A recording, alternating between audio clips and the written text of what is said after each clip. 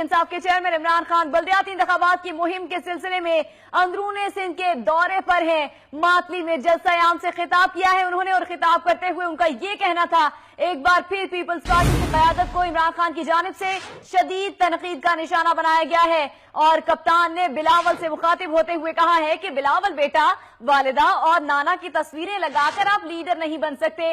जरदारी साहब आप पार्टी के लीडर हैं, लंदन में क्या कर रहे हैं? सिंध के अवाम के पास वक्त है कि वडेरों की गुलामी से बाहर निकलें।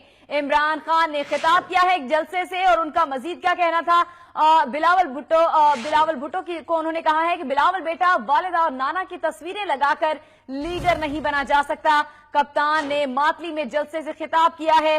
पीपल्स पार्टी का चेयरमैन मुल्क से बाहर बैठा हुआ है। इमरान खान ने अपने खिताब में यह भी कहा है, जरदारी साहब आप पार्टी के लीडर हैं, लंदन में क्या कर रहे हैं? इमरान खान की जानिब से कहा गया है कि सिंध के अवाम वडेरों की गुलामी से निकले।